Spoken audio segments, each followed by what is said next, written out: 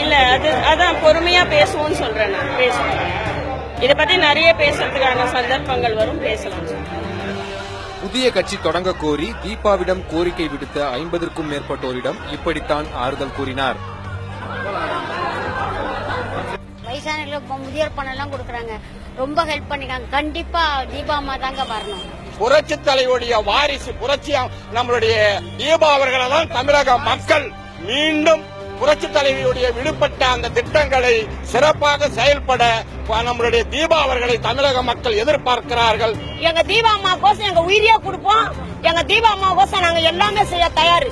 என்ன ஒன்னாலும் சொல்லட்டு எங்க தீபா அம்மா ஆணையிட்ட நாங்க ரெடியா இருக்கோங்க. வெளியே வந்து தொண்டர்கள் கருத்தை கேட்டீங்களா?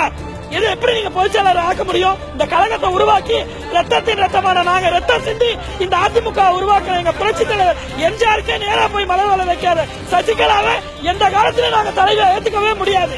அந்த பாய்சன் கடன் யார் வீடு சொத்து? எங்க அம்மா வீடு சொத்து. அதனால எங்க அம்மா வீடு சொத்துக்கு எங்க அம்மா ரத்தத்துக்கு தான் வரணும்.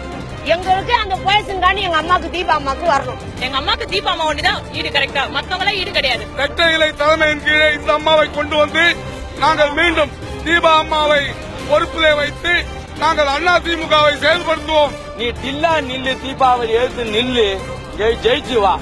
நான் வீட்டுல வந்து உன் செருப்பத்தோட